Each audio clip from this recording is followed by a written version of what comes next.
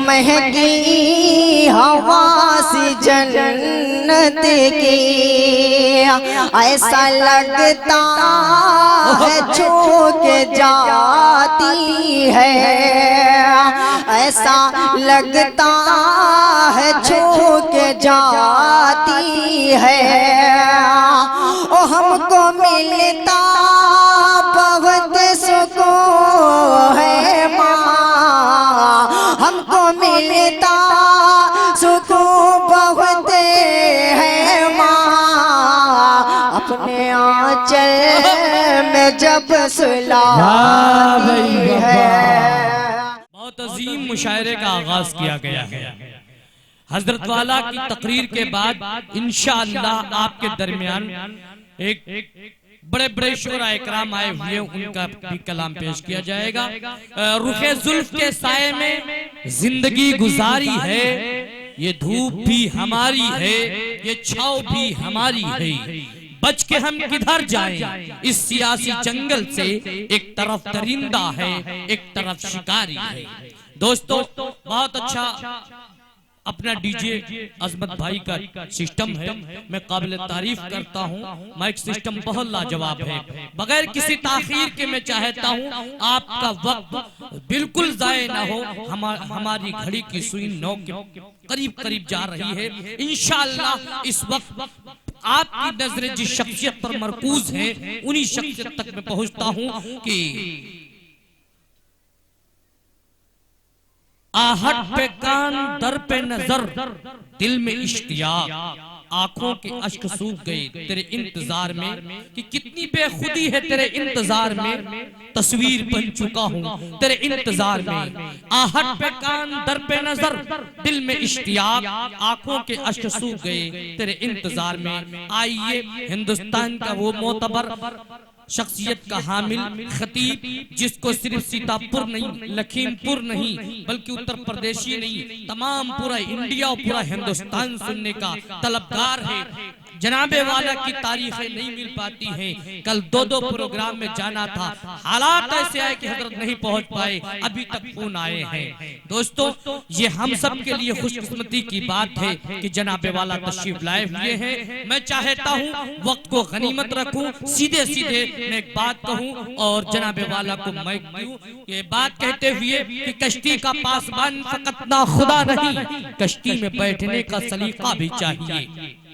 अदब से आओ, अदब से बैठो, अदब की चाह है, ये ऐसी वैसी नहीं है महफिल, ये बस में मुस्तफा है। बाअदब फिर अदब का मकाम आ रहा है, मोहम्मद का फिर एक गुलाम आ रहा है। फिदा जिनकी आवाज पर है जमाना, वही आशिरी कलाम आ रहा है। इज्जत माप जीवकार हजरत मौलाना मुफ्ती मोहम्मद सलमान साहब मज़ाहिरी दामत बरकातुहू आलिया है। एक अपने हाथों को उठाकर जोरदार नारा लगाइए, नारे तकबीर। पीछे वाले भी कहते नारे तकबीर। हजरत मौलाना सलमान साहब मज़ाहिरी, हजरत मौलाना सलमान साहब मज़ाहिरी, अजमते मुस्तफा, अजमते मुस्तफा, सरजमीन रघुनाथपुर, हजरत मौलाना सलमान साहब मज़ाहिरी, नारे तकबीर। अल्लज़ी खलक़ल इंसान व कर्रम वअल्लमहु मिनल बयानि मा लम यअलम फसुब्हानल्लज़ी ला युहसम तिनानुहु बिल्लिसानि वला बिलक़लम वनशहदु अन ला इलाहा इल्लल्लाहु वहदहु ला शरीक लह अल्लज़ी ऊतिय जवामिअल कलिम व कराइमल हिकम व मकारिमश शियम सल्लल्लाहु तबारक व तआला अलैहि वसल्लम। अल्लाहु अकबर कबीरा, ला ज़िद्द लहु वला निद्द लहु वला जौर लहु वला शिबह लहु वला हद्द लहु वला अद्द लहु वला हद्द लहु वला अद्द लहु वला कुफ लहु वला मिसाल लहु वला मिस्ल लहु। अम्मा बाद फ़क़द क़ाल अल्लाहु तआला अज़्ज़ व जल्ल फ़िल कलामिल मजीद वल फ़ुरक़ानिल हमीद। अऊज़ु बिल्लाहि मिनश शैतानिर रजीम। बिस्मिल्लाहिर रहमानिर रहीम। या अय्युहल्लज़ीना आमनू क़ू अनफुसकुम व अहलीकुम नारा वक़ूदुहा अन्नासु वल हिजारा। वक़ाल अल्लाहु तआला उदउ इला सबीली रब्बिका बिल हिकमति वल मौइज़तिल हसना। वक़ाल तआला इन्नमल मुअमिनूना इख़्वतुन फ़अस्लिहू बैना अख़वैकुम वत्तक़ुल्लाह। वक़ाल तआला या अय्युहन्नास इत्तक़ू रब्बकुम। सदक़ल्लाहुल अज़ीम। अन अब्दुल्लाह इब्न मसऊद रज़ियल्लाहु तआला अन्हु क़ाल क़ाल रसूलुल्लाह सल्लल्लाहु तआला अलैहि वसल्लम अल मर्उ मअ मन अहब्बह। वक़ाल रसूलुल्लाह सल्लल्लाहु तआला अलैहि वसल्लम तबर्रक बिल क़ुरआन इन्नहु कलामुल्लाह। अन अबी हुरैरह क़ाल क़ाल रसूलुल्लाह सल्लल्लाहु तआला अलैहि वसल्लम बुनियल इस्लामु अला खम्स शहादती अल्ला इलाहा इल्लल्लाह व अन्ना मुहम्मदन अब्दुहु व रसूलुहु व इक़ामिस सलाति व ईताइज़ ज़काति वल हज व सौम रमज़ान। रवाहुल बुखारी व मुस्लिम। अन अबी दरदाई रज़ियल्लाहु तआला अन्हु क़ाल क़ाल रसूलुल्लाह सल्लल्लाहु तआला अलैहि वसल्लम इन्नल आलिमा ला यस्तग़फिर लहू मन फिस समावाति व मन फिल अर्द हत्तल हितानि फिल मा। इन्नल उलमा वरसतुल अंबिया इन्नल अंबिया लम युअर्रिसू दीनारम वला दिरहमा इन्नमा वरसुल इल्म फमन अखदहू अखद बिहद्दिन वाफ़िर। अन अबी हुरैरह क़ाल क़ाल रसूलुल्लाह सल्लल्लाहु तआला अलैहि वसल्लम इज़ा तुख़िज़ल फ़ैउ दुअला वल अमानत मग़नमा वज़ ज़कात मग़रमा व तुअल्लिम लिग़ैरिद्दीन व अताउ रजुल इम्रअतहु व अक़ उम्मुहु व अदना सदीक़हु व ज़हरतिल अस्वातु फ़िल मसाजिद व सादल क़बीलत फ़ासिक़ुहुम व कान दईमल क़ौमि अरजुलहुम व अक्रिमुर रजुल मख़ाफ़त शर्रिही व ज़हरतिल क़ैनात वल मआदिफ़ व शुरिबतिल ख़ुमूर व लान आखिरु हादिहिल उम्मति अव्वलहा। रवाहु तिर्मिज़ी। सदक़ल्लाहु मौलानल अज़ीम व सदक़ रसूलुहुन नबियुल करीम। सरिस के चश्मे आदम में है नीसा का असर पैदा। मुफक्किर इस्लाम डॉक्टर अल्लामा इकबाल रहमतुल्लाहि ताला अलैहि फरमाते हैं सरिस के चश्मे आदम में है नीसा का असर पैदा। खलीलुल्लाह के दरिया में होंगे फिर गुहर पैदा।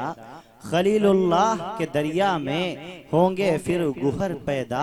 अगर उस्मानियों पर कोहे गम टूटा तो क्या गम है। अगर उस्मानियों पर कोहे गम टूटा तो क्या गम है कि खूने सद हजार अंजुम से होती है सहर पैदा। कि खूने सद हजार अंजुम से होती है सहर पैदा।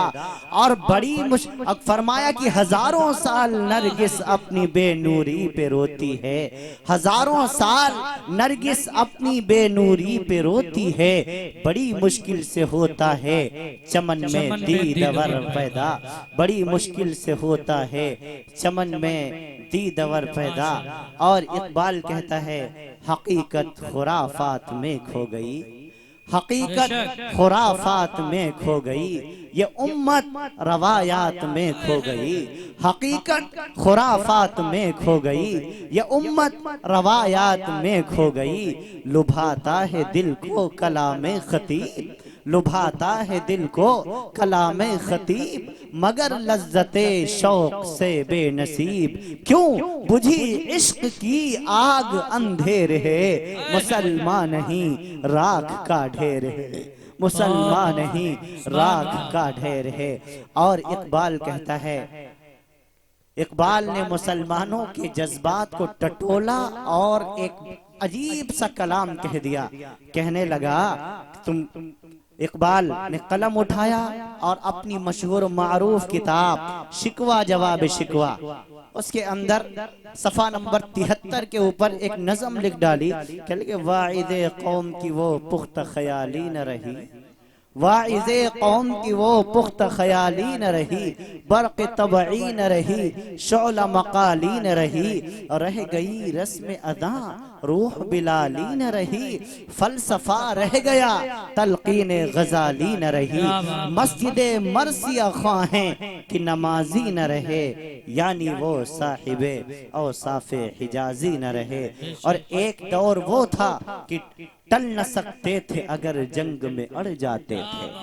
ये सहाबाई कराम का दौर, ये ताबईन का दौर, तबे ताबईन का दौर, वो सहाबाई कराम जो लाखों से तन्हा टकरा गए, जिन्होंने समंदरों से रास्ते मांगे तो समंदरों ने उनको रास्ते दे दिए।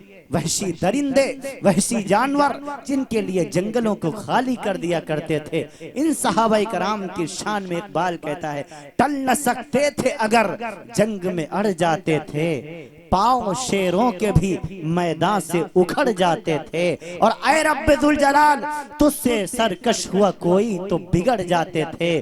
तेग क्या चीज है हम तोप से लड़ जाते थे, नक्श तौहीद का हर दिल पे बिठाया हमने, जेर खंजर भी ये पैगाम सुनाया हमने। दस्त तो दस्त है दरिया भी न छोड़े हमने, बहरे जुल्मात में दौड़ा दिए घोड़े हमने। अल्लाह रब्बुल आलमीन के बेइंतहा फजल व एहसान से आज सरजमीन रघुनाथपुर में रब्बे दुल जलाल ने एक बार फिर हाजिरी का शर्फ अता फरमाया। अल्लाह का करम है, उसका एहसान है, उस करीम मौला का करम जिसने एक लफ्ज़ कुन से सारी कायनात को वजूद बख्श दिया। एक लफ्ज़ कुन, सिर्फ कुन, वो कहता है हो जा, फयकून, वो चीज हो जाया करती है। अल्लामा ज़करिया राजी ने लिखा, अल्लामा आलूसी ने रूहुल मानी में लिखा, 19 करोड़ 70 लाख मुरब्बा मील का इलाका जो सारी दुनिया का है, ये रब्बे दुल जलाल ने एक लफ्ज़ कुन से बनाया हुआ है। जमीन लफ्ज़ कुन से बनी, आसमान लफ्ज़ कुन से बना, सितारे लफ्ज़ कुन से बने, सैयारे लफ्ज़ कुन से बने, जमादात लफ्ज़ कुन से, नबातात लफ्ज़ कुन से, सारी कायनात लफ्ज़ कुन से। रब्बे दुल जलाल ने एक लफ्ज़ कुन से सारी कायनात को वजूद बख्श दिया। उस करीम अल्लाह का बेइंतहा एहसान है कि उसने हमें और आपको एक पुररौनक मजलिस सजाने का मौका अता फरमाया। कल जैसा मौलाना ज़ियाउद्दीन साहब ने बताया, 2 जगह मुझे हाजिर होना था, 2 जगहों में से किसी एक जगह पर हाजिर न हो सका। उसकी वजह यह थी कि पैदा करने वाली हमारी माँ सख्त अलील थी, जिसकी बीमारी ने हमें तोड़ के रख दिया।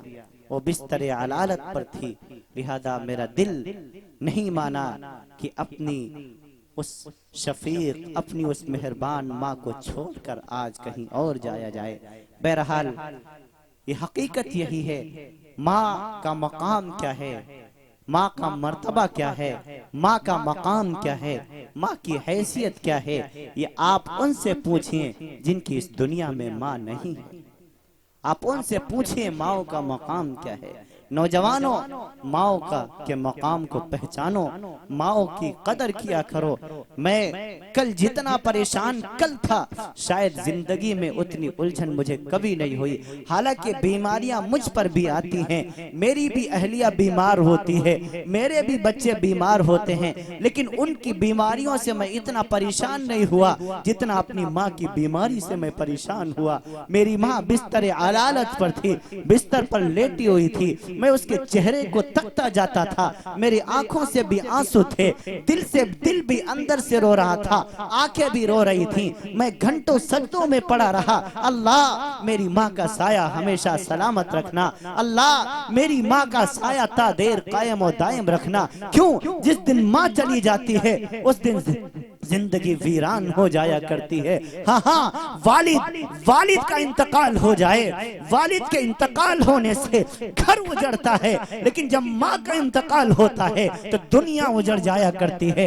वालिद जब दुनिया से जाता है घर का नुकसान होता है, लेकिन जब माँ दुनिया से जाती है तो सारी की सारी पूरे तौर पर जिंदगी का नुकसान हो जाया करता है। अजीजों, ये माँ ही तो है जिसकी वजह से हमें वजूद मिला है, ये माँ ही है जिसने बचपन में हमें पाला है, ये माँ ही है जिसने हमें पाल पोस के बड़ा किया है, ये माँ ही है जिसने 9 महीने पेट में रखा है, ये माँ ही है जिसने पूरे तौर पर 2 साल तक अपना खून दूध की शक्ल में पिलाया है, ये माँ ही है जो रातों को जाग कर हमारी हिफाजत करती है, ये माँ ही है सर्दी के मौसम में जब बच्चा पेशाब कर देता है माँ अब खुद गीले में लेट जाती है, अपने बच्चे को सीने से छाती से चिमटा के लिटा लिया करती है ताकि मेरे बच्चे को सर्दी न लगे।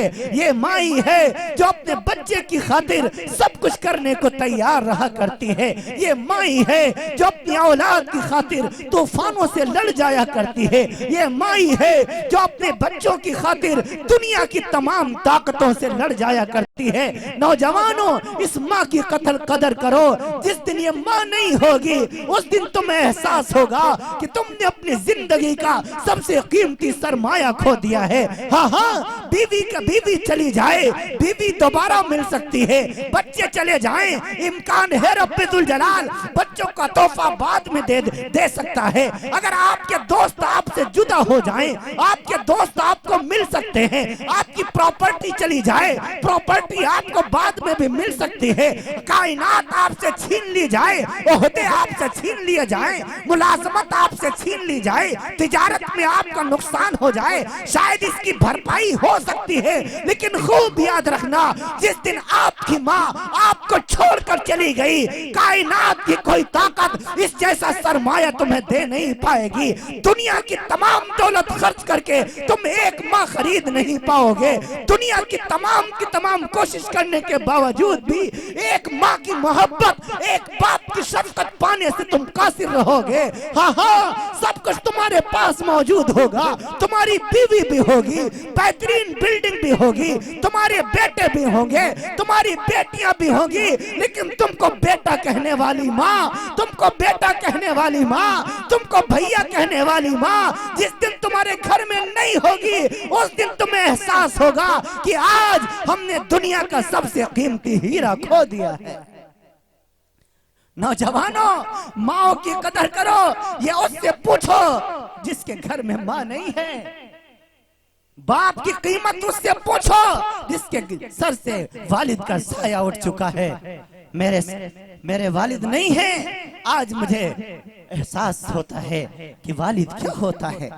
वालिद वो स्तंभ होता है, वो सुतून होता है, वो खंबा होता है जिसके सहारे से बेटा चलना सीखता है और जिसके साये में बेटा पलकर बड़ा होता है।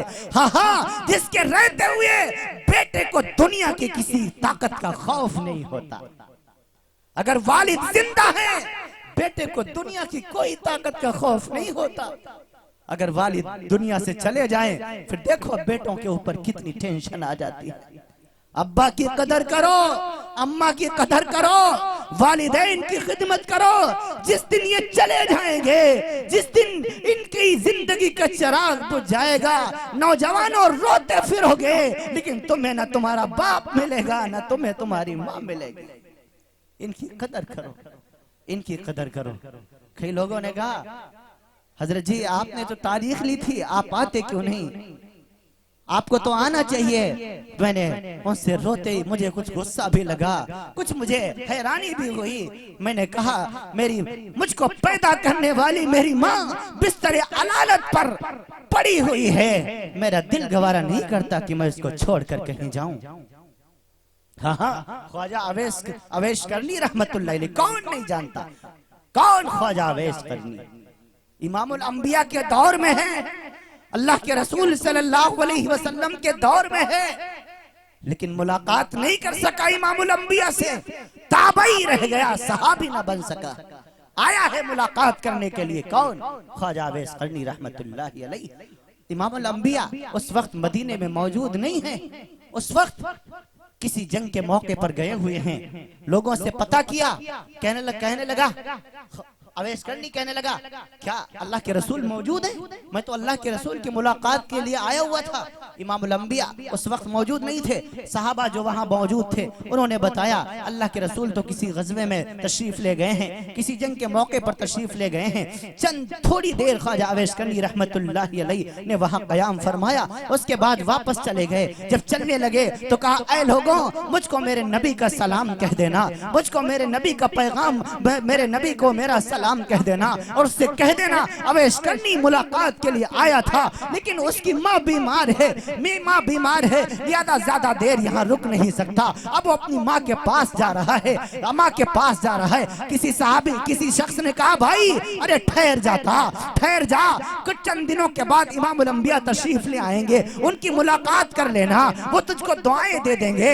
हाँ, तुझको सहाबियत का शर्फ मिल जाएगा, सहाबियत की डिग्री मिल जाएगी, तू सहाबी बन जाएगा, जन्नती होने का सर्टिफिकेट तुझे मिल जाएगा। जरा ठहर जा, थोड़ा रुक जा।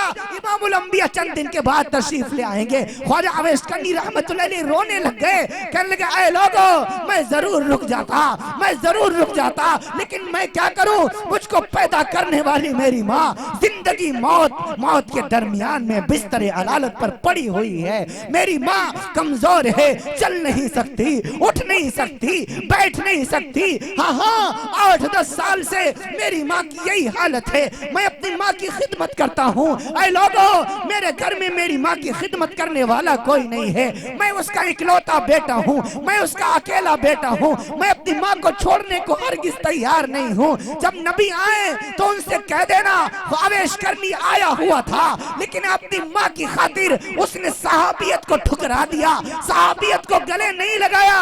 देखो इमामुल अंबिया क्या कहते हैं। अब जब अल्लाह के रसूल एक जंग से उस जंग से तशरीफ लाए, वापस आ गए, सहाबा कराम ने बताया, या रसूलुल्लाह, एक ख्वाजा अवैस करनी आया हुआ था, उसकी माँ बीमार थी, या रसूलुल्लाह, उसने आपको सलाम कहा था, उसने पूरे तौर पर, हमने लोगों ने उसको रोकने की कोशिश की, लेकिन वो रुका नहीं। उसने ये बताया कि उसको पैदा करने वाली माँ बीमार है, उसकी माँ बीमार है, उसकी खिदमत करने वाला कोई नहीं। इमामुल अंबिया की आंखों में आंसू शुरू हो गए। मेरे नबी ने फरमाया, हाँ, अवैस करनी ने ठीक किया है, बेशक माओ का मकाम यही है। मैं गवाही देता हूँ, अल्लाह रब्बुल आलमीन ख्वाजा अवैस करनी से इतना खुश हो जाएगा उसकी माँ की खिदमत के सिले में कि उसे जन्नतुल फिरदौस में आला मकाम अता फरमाएगा।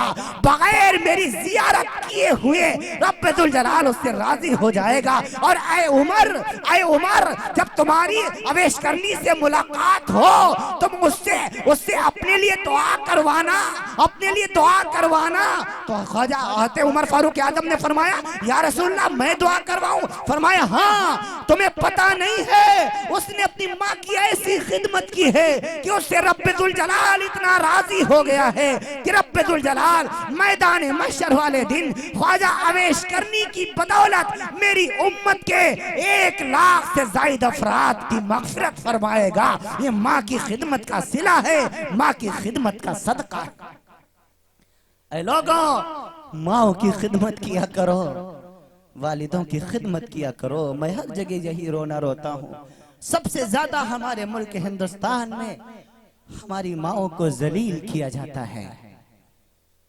बेटा जवान हो गया, बहू घर में आ गई, हालांकि माँ ने पसंद किया है उसके लिए बहू।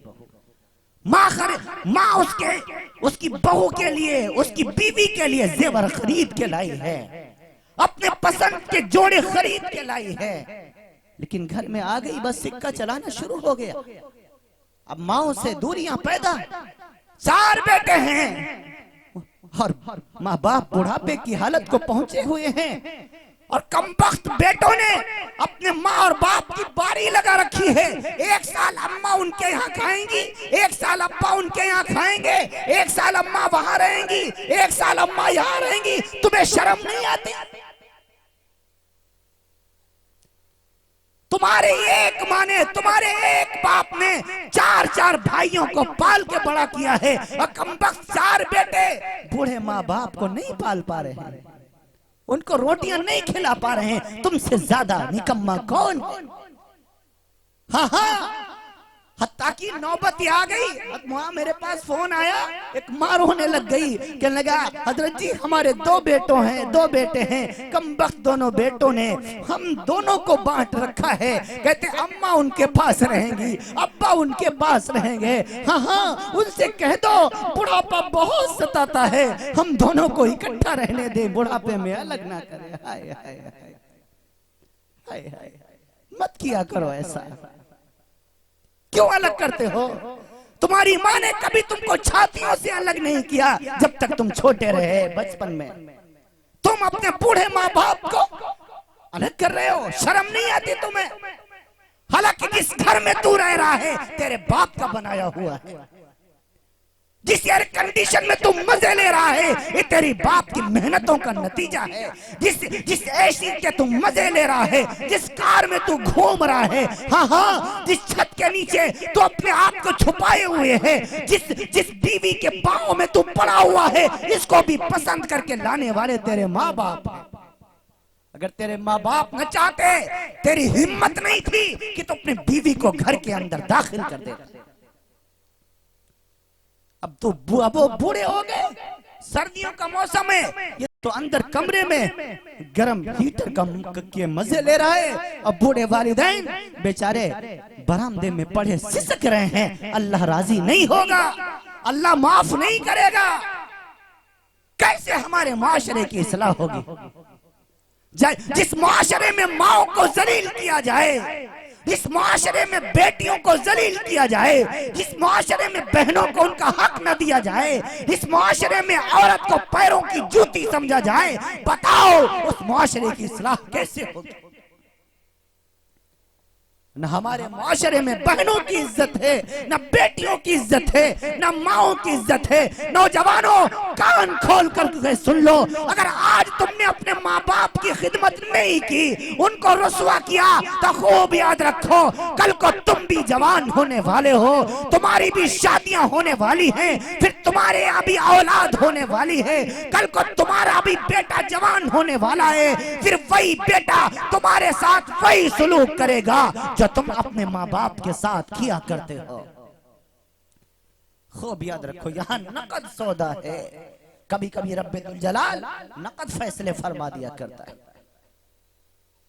किताबों में एक वाकया लिखा हुआ है, एक नौजवान कमबख्त बेटा अपने वालिद का उसने गरीबान पकड़ा और घसीटता हुआ कूड़े के ढेर पर ला करके डाल दिया।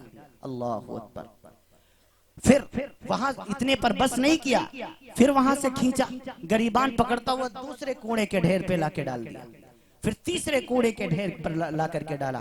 तो जब तीसरे कूड़े के ढेर से आगे लेकर के चलने लगा तो उसका बूढ़ा बाप रोने लग गया, हाथ जोड़ के कहा, बेटा अब इससे आगे मत ले जाना, क्योंकि मैं भी अपने बाप को यहाँ तक घसीट के लाया हुआ था। अल्लाह अकबर कहिए। नहीं समझ में आया आपके? बुलंद आवाज से कहिए एक मरतबा अल्लाह अकबर। पता नहीं मेरी आवाज समझ में नहीं आ रही, ये सारे खांसाए भी बैठे हुए हैं, मैं भी वही हूं, ये समझ लो। जब तक आप अल्लाह अकबर कह नहीं देंगे आगे बढ़ूंगा नहीं। बुलंद आवाज से कहिए अल्लाह अकबर। माशाअल्लाह, बोला करो थोड़ा सा। घर में तो बहुत बोलते हो, अब्बा के सामने, अब्बा के सामने, छोटे भाइयों के सामने, बहनों के सामने। यहाँ पर अल्लाह अकबर जुबान से नहीं निकलता, जहाँ पर बोलना है वहां नहीं बोलेगा मुसलमान, वैसे खुद तुर्रम खा बने फिरेगा। इससे बड़ा चौधरी कोई नहीं है। जाओगे कब्र में सारी खासाहिबियत और सारी चौधराहट और सारा का सारा तकब्बुर और गुरूर ये सब मरोड़ के रख दिया जाएगा। खूब याद रखो, अपनी माओ की खिदमत करो, बहनों की खिदमत करो, मत माओ को रुसवा किया करो। पूछा गया या रसूलल्लाह कयामत कब आएगी? फरमाया जब माओ को जलील किया जाएगा तो कयामत आ जाएगी। जब माओ को जलील किया जाएगा तो कयामत आ जाएगी। जब बेटियां भी माओ को डांट दे, चुप रहे, बकवास न कर, तो समझ लो कयामत करीब है। ये सब आज हमारे मुल्क हिंदुस्तान में हो रहा है। न माओं की इज्जत है, न बेटियों की इज्जत है, न बहनों की इज्जत है, सबको उनके हुकूक से महरूम किया जा रहा है। नौजवानों, इसीलिए मैं अक्सर कहा करता हूं कि माओं की खिदमत करो। जिस दिन माँ नहीं होगी उस दिन ढूंढते फिरोगे, तुमको बेटा कहने वाला कोई नहीं मिलेगा।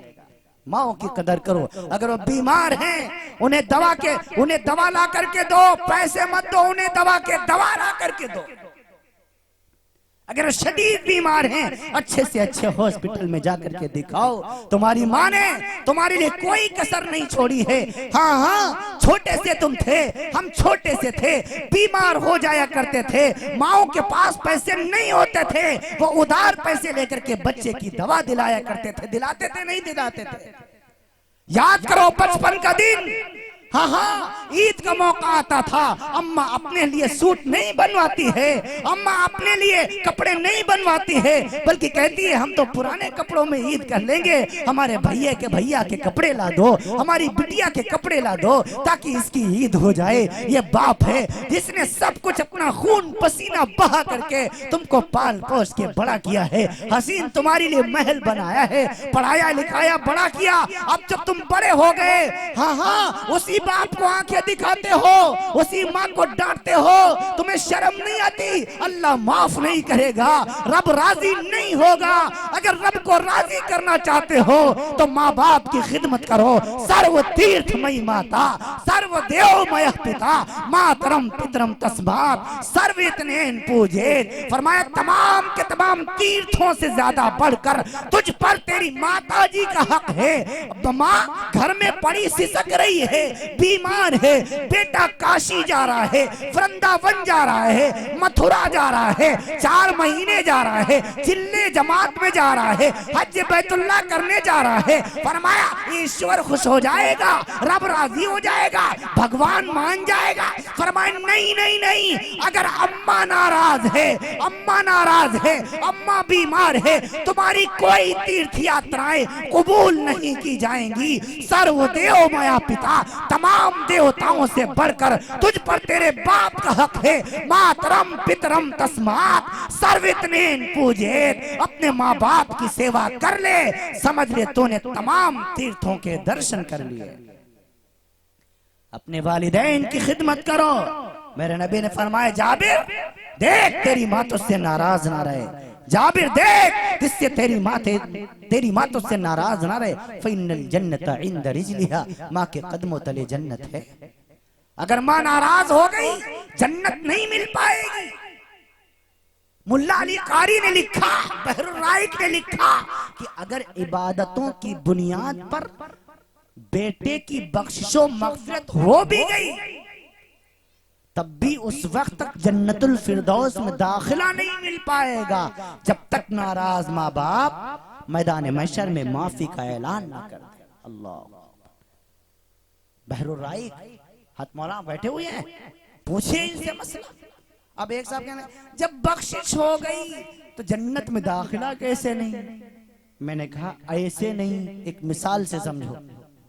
अगर आपके पास कन्फर्म सीट हो, एसी फर्स्ट का टिकट हो, कन्फर्म सीट, बाकायदा आप लखनऊ जाएं, चारबाग रेलवे स्टेशन पे आप जाएं, 1927 में बने लखनऊ की चारबाग रेलवे स्टेशन पर ट्रेन आ भी जाए, Pushpak Awadh express from Lucknow to Bombay, आपके पास एसी कोच का फर्स्ट क्लास का टिकट हो, रिजर्वेशन हो, और टिकट आपकी जेब में हो, मोबाइल पे हो, और स्टेशन पर ट्रेन आ जाए लेकिन एसी कोच का दरवाजा बंद हो, आप ट्रेन में दाखिल हो पाएंगे? आप ट्रेन में दाखिल हो पाएंगे भाई? बोलो, नहीं दाखिल हो सकते। आएगा स्टाफ का आदमी, आएगा गार्ड, एसी कोच का दरवाजा खोलेगा, तब जाकर के दाखिल होगे ना। तब दाखिल होके दिखाओ, टिकट तो आपके पास है, बैठो ट्रेन के अंदर, बैठो एसी कोच के अंदर, बैठ सकते नहीं बैठ सकते, तो टिकट ही तो मिला है आपको, दरवाजा नहीं खुला। तो जन्नत का टिकट अगर मिल भी गया, बख्शिश और मग़फ़िरत हो भी गई, लेकिन बाप चूंकि जन्नत का दरवाजा है, वालिदैन के कदमों तले जन्नत है, टिकट लेकर के घूमते रहिए, जब तक जिब्रील अमीन जन्नत का दरवाजा नहीं खोलेंगे, आपका जन्नतुल फिरदौस में दाखिला नहीं हो पाएगा। और उस वक्त तक जिब्रील अमीन जन्नत का दरवाजा नहीं खोलेंगे जब तक तुम्हारे नाराज माँ बाप मैदान महशर में माफी का ऐलान न कर दें। इसीलिए माओ को राजी करो, करोगे इंशाअल्लाह? माओ की खिदमत करो, करोगे इंशाअल्लाह? हाँ इंशाअल्लाह माओ की खिदमत करेंगे, बहनों को उनका हक देंगे। आज बहनों को भी बहुत जलील किया जा रहा है, बहनों की कोई इज्जत नहीं है।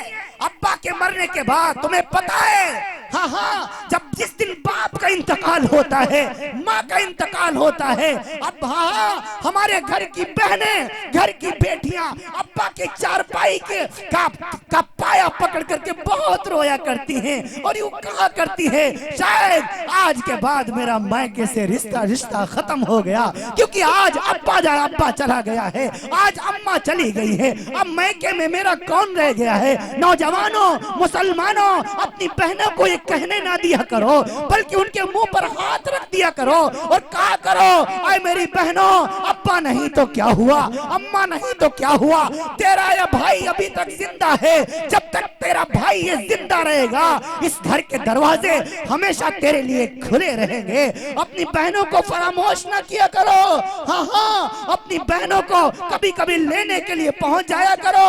बहना बहुत दिन हो गए तू घर नहीं आई, चलो घर चलते हैं। बचपन में एक साथ चलते फिरते थे, एक साथ स्कूल जाया करते थे, एक साथ मदरसे जाते थे, हम क्यों भूल जाते हैं? जब हम छोटे से होते थे, बहन हमसे छोटी होती है या बड़ी होती है, सबसे पहले अपने भाई को तैयार करती है, उसकी आंखों में काजल लगाती है, सर के बालों में कंघी करती है, उसको तैयार के अपने साथ मदरसा ले जाती है, स्कूल ले जाती है। अगर रास्ते में कोई अपने हमें मारने की कोशिश करता या जरा भी छेड़ने की कोशिश करता, हमारी बहन बावजूद कमजोर होने के हमारा बदला लेने को आगे आया करती थी, उससे लड़ पड़ा करती थी। ये बहनें हुआ करती हैं, हाँ हाँ, बहनें अपनी भाइयों से बड़ी मोहब्बत किया करती हैं, लेकिन हम जब बड़े हो जाते हैं अपनी बहनों को भूल जाते हैं, महीनों हो जाते अपनी बहनों को फोन भी नहीं करते।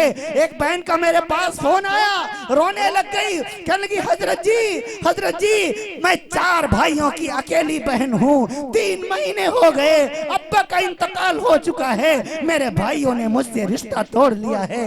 हजरत जी मैं गरीब हूँ, मेरे भाई मालदार हैं, वो इस वजह से फोन नहीं उठाते कि मेरी बहना कुछ उससे मांगने लग जाएगी, मेरी बहना उनसे किसी चीज का सवाल कर देगी। आप मेरे भैया से कह दीजिए कि मुझे रुपया नहीं चाहिए, दौलत नहीं चाहिए, बाप की दुकान में हिस्सा नहीं चाहिए, तुम्हारी बहना तो भाइयों के प्यार की भूखी है। मेरे भैया से कह दीजिए तुम तो अपनी बहना को भूल गए हो, लेकिन तुम्हारा भाई नहीं भूल पाया है। जब भी मुसल्ला बिछाती है, जब भी हाथ उठाती है, जब भी दुआ मांगती है, अपने शौहर के लिए दुआ बाद में मांगती है, अपने बच्चों के लिए दुआ बाद में मांगती है, पहले दुआ अपने भैया के लिए मांगती है। अल्लाह मेरे भाइयों को सलामत रखना, अल्लाह मेरे भाइयों को सलामत रखना। हजरत जी आप मेरे भाइयों से कह दीजिए वो मुझसे फोन पे बात कर लें, भैया की बहुत याद आ रही है। आए नौजवानों, हाँ हाँ, जब उस बहन ने मुझसे ये कहा, मैंने दिल में महसूस किया कि बहनें अपने भाइयों के फोन की मुंतजिर रहती हैं, बहनें अपने भाइयों के फोन का इंतजार किया करती हैं। आए नौजवानों, मैं तुमसे हाथ जोड़कर अपील करता हूँ, रिक्वेस्ट करता हूँ, गुजारिश करता हूँ, तुम अगर हफ्ते में दिन में 10 मरतबा अपनी ससुराल को फोन करो, मुझे कोई गिला नहीं है, लेकिन हफ्ते में कम से कम 1 मरतबा अपनी बहन को भी जरूर फोन कर लिया करो। 1 मरतबा बहन को फोन करके मालूम कर लिया करो, आप अप्पी जान आप ठीक तो हैं, आप कैसी हैं, बाजी साहिबा आप ठीक तो हैं। 1 मरतबा फोन करके जरूर खैरियत मालूम कर लिया करो। कभी कभी अपनी बहनों को लेने के लिए पहुंच जाया करो, बहना बहुत दिन हो गए तू घर नहीं गई है, चलो घर चलते हैं, एक साथ बैठते हैं, एक साथ बैठ करके खाना खाते हैं। हाँ हाँ, जब ईद का मौका आया करे अपनी बीवी को 10,000 का जोड़ा दिलाओ, मुझे कोई गिला नहीं है। अपनी बहन बहन को भी 500 का सूट दिला दिया करो, 500 का सूट लेकर के पहुंच जाया करो।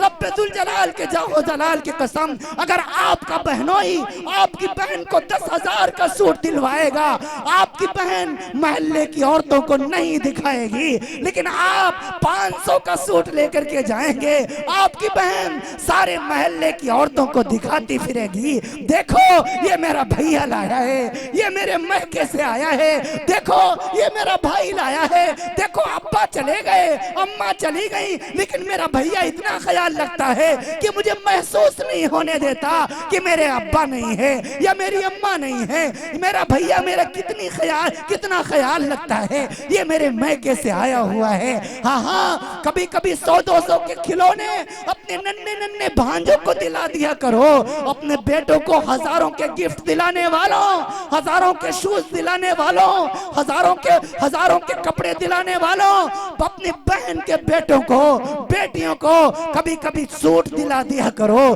कभी कभी पूरे तौर पर खिलौने दिला दिया करो।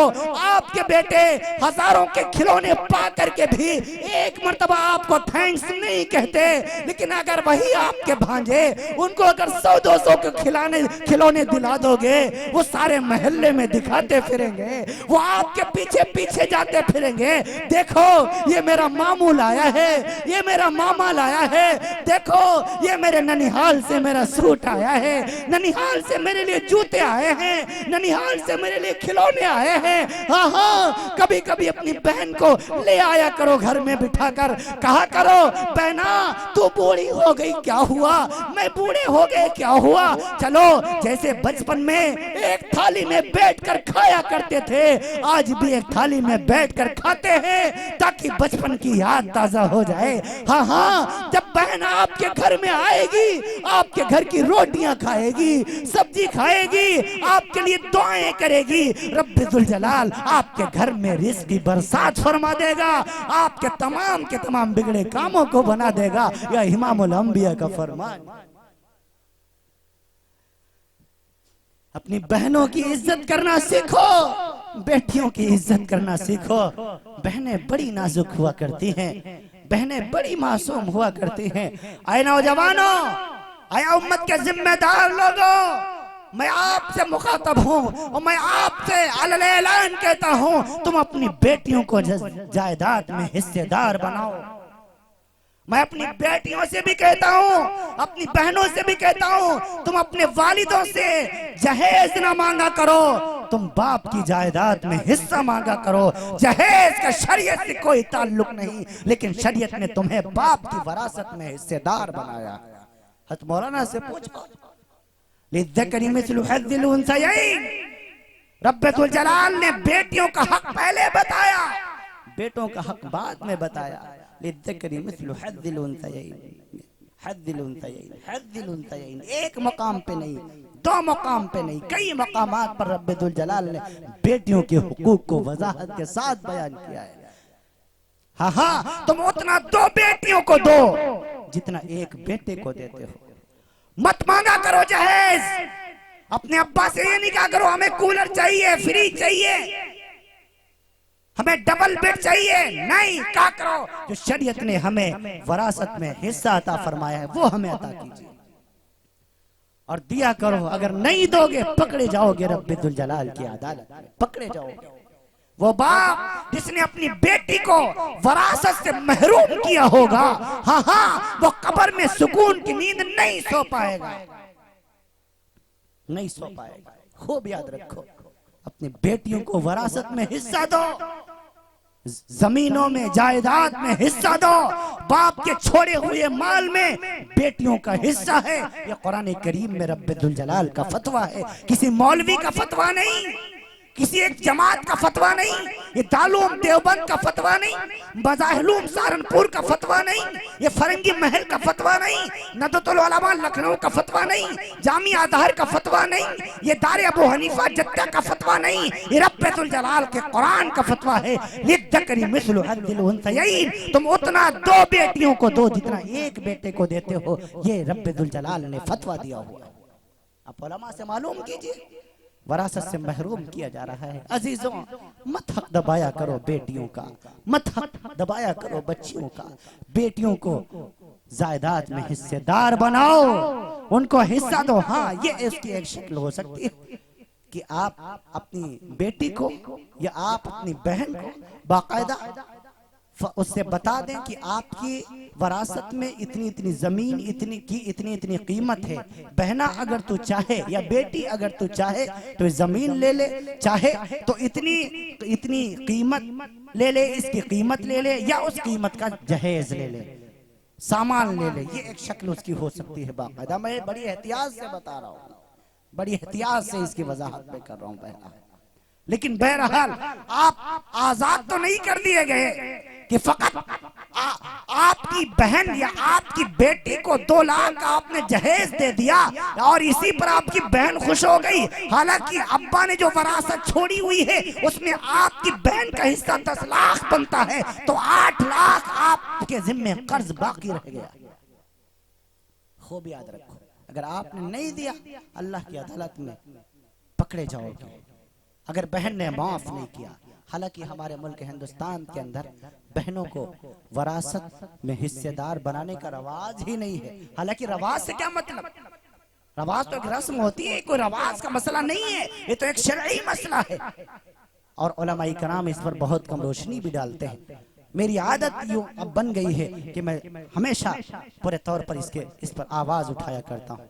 मैं हर एक जलसे में कुछ न कुछ इस वरासत के मसले से कुछ अर्ज कर दिया करता हूँ, ताकि हमारे उम्मत के नौजवानों को पता चल जाए। अभी तक इन्हें पता ही नहीं है कि बहनों का हक कितना है, बेटियों का हक कितना है। अगर अम्मा का इंतकाल हो गया तो उसके छोड़े हुए माल में से हाँ बेटों को कितना मिलेगा, बेटियों को कितना मिलेगा, हाँ और उनके भाइयों को कितना मिलेगा, ये सारे के सारे वरासत के मसले हैं। इसमें बड़ी तहकीक की जरूरत है। आप उलमा से मसले मालूम किया कीजिए। मैं अर्ज कर रहा था आपसे, ये मसाइल बयान करने की जगह नहीं है, इस्लाह मुआशरा का जलसा है, इसीलिए मैं अर्ज कर रहा हूँ आपसे। बहरहाल बहनों को उनका हक दो, बेटियों को उनका हक दो, माओ को उनका हक दो, बीवियों को उनका हक दो। किसी को किसी के हक से पूरे तौर पर किसी का हक खा करके मत मरो, वरना कब्र में सुकून की नींद नहीं सो पाओगे।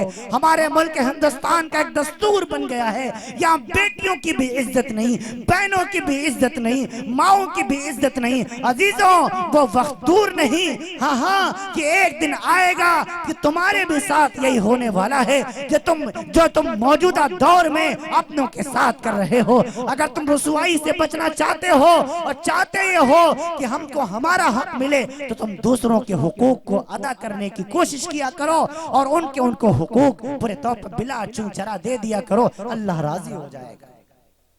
कितने दिन जिंदा रहोगे? एक दिन तो जिंदगी का सूरज गुरूब होना है, एक दिन तो दुनिया से जाना है, एक दिन हर एक को दुनिया से जाना है। अजीजों, वो वक्त आने से पहले आप अपने आप को थोड़ा सा सुधार लीजिए। मत तकब्बुर कीजिए, मत हसद कीजिए, मत आपस में एक पूरे तौर पर अदावत रखिए, मत एक दूसरे को लड़ाने की कोशिश कीजिए। इत्तिहाद की दावत दीजिए, इत्तफाक की दावत दीजिए, इंतशार को खत्म कीजिए। सबसे ज्यादा हमारा मुआशरा इसी में तबाह हो रहा है। तुम्हारे आपस की लड़ाई से एक खानदान का नुकसान नहीं होता, एक फर्द का नुकसान नहीं होता, एक कौम का नुकसान नहीं होता, बल्कि पूरे की पूरी जमात का नुकसान हुआ करता है, पूरे मुल्क का नुकसान हुआ करता है। तुम्हारे आपस के इख्तिलाफात ने तुमको कमजोर बनाया हुआ है। ये अगर तुम पूरे तौर पर ताकत हासिल करना चाहते हो तो सबसे पहले तुम्हें मुत्तहिद होना पड़ेगा। रसूल अरबी सल्लल्लाहु अलैहि वसल्लम ने फरमाया, आपस में हसद न किया करो, वला तहसदू वला तबागदू वला तदाबरू वला तनाजशू कुनू इबादल्लाहि इख्वाना अल मुस्लिम अखुल मुस्लिम। फरमाया आपस में हसद न किया करो,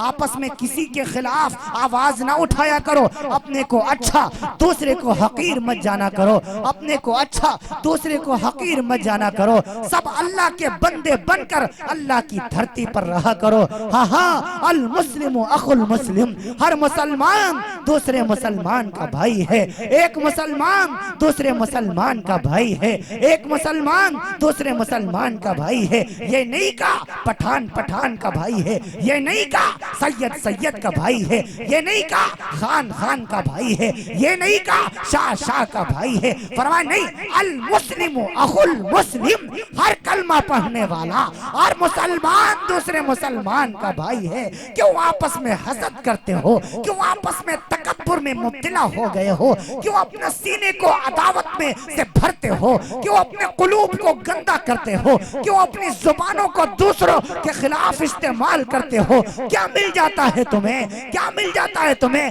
मत तकब्बुर किया करो, मत हसद किया करो, मत जलन रखा करो। हाँ हाँ, अपनी औकात पहचाना करो, अपनी हैसियत जाना करो। तुम्हारी हैसियत क्या है? तुम्हारी हैसियत कुरान बताता है। कुरान करीम के अंदर रब्बुल जलाल ने तुम्हारी हैसियत बताई हुई है, तुम्हारी औकात तुमको तुम्हारा आईना दिखाया हुआ है। ऐ इंसान, अपना आईना देख, अपनी हैसियत देख। कुरान करीम खोलिए, 18वां सिपारा है, 18वां सिपारा है, सूरतुल मोमिनून है, आयत नंबर 12 है, लक़द खलक़नल इंसान। हाँ हाँ, ऐ इंसान, ऐ इंसान, जरा अपनी हैसियत देख, अपनी औकात को देख। हमने तुझे किस चीज से बनाया हुआ है? गंदे पानी के कतरे से बनाया हुआ है, एक एक मनी के कतरे से बनाया हुआ है। हल अता अलल इंसानी हीनुम मिनद दहर लम यकुन शैअन मज़कूरा। ऐ दुनिया के इंसान, याद कर, मैंने तुझे ऐसी चीज से बनाया हुआ है जिसका नाम लेना भी तेरे माँ बाप गवारा नहीं करते। क्यों अकड़ता फिरता है, क्यों अकड़ता फिरता है, क्यों तकब्बुर करता है, क्यों अपने कुलूब को गंदा करता है, क्यों दूसरों के कुलूब को मजरूह करता है? क्यों? क्या मिल जाता है हसद में, क्या मिल जाता है तकब्बुर में, क्या मिल जाता है जलन में? हाँ हाँ, क्यों अपने आप को अच्छा समझता है? रब ही जानता है कौन अच्छा होता है। अल्लाह के जात के सामने हाँ हाँ, खानदान कोई हैसियत नहीं रखता, बरादरी कोई हैसियत नहीं रखती, ऊंचे ओहदे कोई हैसियत नहीं रखते। अल्लाह के नजदीक ऊंचा वही है। हाँ हाँ, इन्ना अकरमकुम इंदल्लाहि अत्काकुम, अल्लाह के नजदीक बुलंद वही है, अल्लाह के नजदीक ऊंचा वही है, अल्लाह के नजदीक मर्तबे में बड़ा वही है। हाँ, जो तकवे में बड़ा हो, अल्लाह से डरने वाला हो, इंसानियत की खिदमत करने वाला हो, लोगों में जोड़ पैदा करने वाला हो, इंसानियत का दर्स देने वाला हो, मोहब्बतों के फूल खिलाने वाला हो, नफरत को जड़ से खत्म करने की बात करने वाला हो, अल्लाह से डरने वाला हो, वही अल्लाह के नजदीक सबसे बुलंद हो जाया करता है। इन्नल्लाह ला युहिब्बु मन काना खव्वानन असीमा, इन्नल्लाह ला युहिब्बु मन काना मुख्तालन फखूरा। अल्लाह तकब्बुर करने वाले को पसंद नहीं करता, अल्लाह शेखी मारने वाले को पसंद नहीं करता। हाँ हाँ, एक दिन आएगा तुम्हारी अकड़ भी तोड़ के रख दी जाएगी, एक दिन आएगा तुम्हारा तकब्बुर भी खाक में मिल जाएगा, एक दिन आएगा हाँ हाँ, तुम्हारी जिंदगी का सूरज भी गुरूब हो जाएगा, एक दिन आएगा हाँ हाँ, मैं भी दुनिया से चला जाऊंगा, एक दिन आएगा हजारों इंसानों से खिताब करने वाला ये सलमान, ये भी मिट्टी का ढेर बन जाएगा, ये भी कब्रों में चला जाएगा।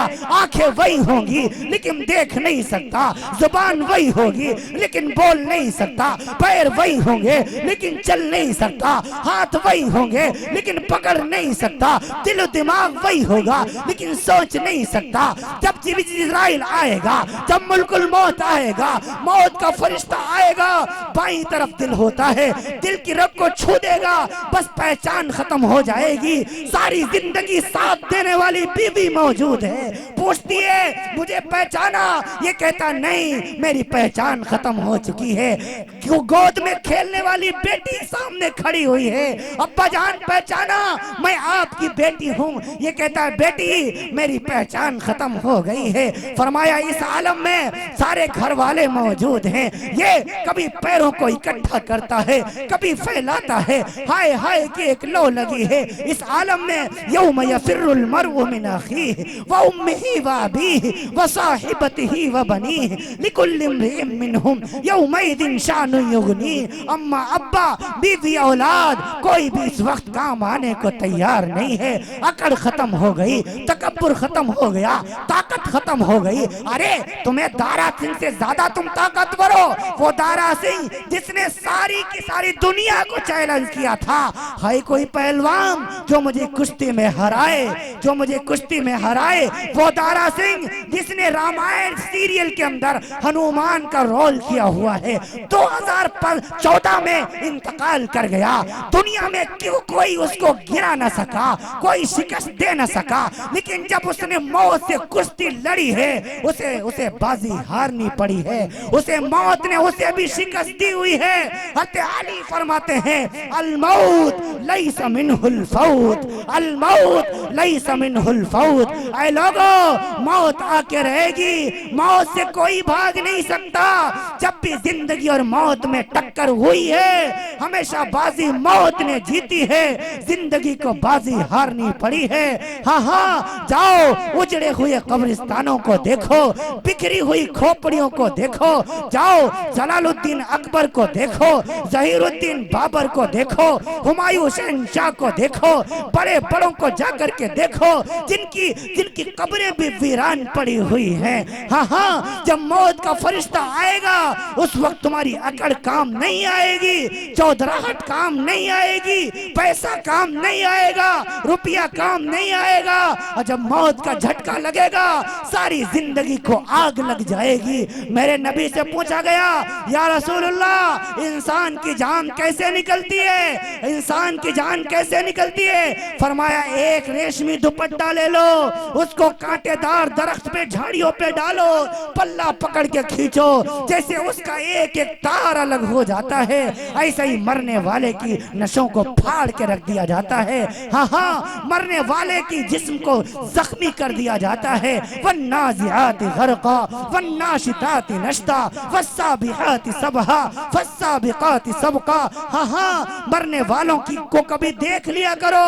बहुत जल्द आपसे मैं रुखसत होने वाला हूँ, बस 2-4 मिनट के अंदर। भाई थोड़ी देर 2 मिनट और इसे रोक दीजिए, क्यों मेरा वक्त खराब कर रहे हैं आप? हाँ, मैं अर्ज कर रहा था थोड़ा मरने वालों पर गौर किया करो। हजारों इंसानों को हमने मरते हुए देखा हुआ है, जो मेरी आंखों के सामने जिनका दम निकलता है। कभी तुमने गौर किया इस पर क्या कैफियत गुजरती होगी? सारे घर वाले मौजूद हैं, इस पर मौत की सख्ती तारी है। हाँ, घर वाले कहते हैं किसी चीज को खाने को दिल करता हो तो बताओ, ये कहता मुझे सांस सही नहीं आता। हालात ये बने कल्ला इदा बलगत तराकिया वकील मन राक वज़न्न अन्नहुल फिराक वल्तफ़ति साक़ु बिस्साक़ इला रब्बिका यौमइज़िनिल मसाक़। फरमाया हाथ लगा लगा के देखते हैं पैरों को, ठंडे होने शुरू हो गए, पिंडलियों की जान निकल गई। मेरे नबी फरमाते हैं सबसे पहले पैरों से जान निकाली जाती है।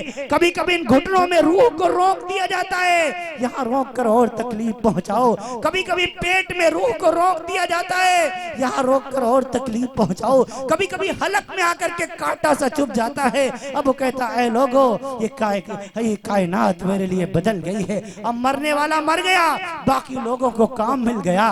देखो कब्र तुम खोदना, कफन तुम लाना, हर जगह फोन कर दिया गया। अब्बा जान दुनिया से चले गए हैं, अम्मी जान का इंतकाल हो गया है, आपा दुनिया से चली गई हैं, बड़े भाई का इंतकाल हो गया है। सुबह 10 बजे मिट्टी होनी है, जोर के बाद मिट्टी होनी है। सारे के सारे आ जाना, जल्दी आ जाना, भागे भागे आ रहे हैं। इधर इमाम गजाली रहमतुल्लाह फरमाते हैं इधर इसकी रूह को छोड़ा जाता है। इसकी रूह, ये रूह आती है, दरवाजे पर खड़ी हो जाती है और आकर के देखती है, हाय यही मेरा जिस्म है जिस पर मुझे बड़ा नाज था, यही मेरा जिस्म है जिस पर इतर की मालिश की जाती थी, ये वही मेरा जिस्म है जिसमें बड़ी ताकत थी। आंखें वही हैं देख नहीं सकता, पैर वही है चल नहीं सकता, जुबान वही है बोल नहीं सकता, देखती है रोती है चिल्लाती है लेकिन कोई नहीं सुनता। उसको ला करके उठा करके तख्ते पर डाल दिया।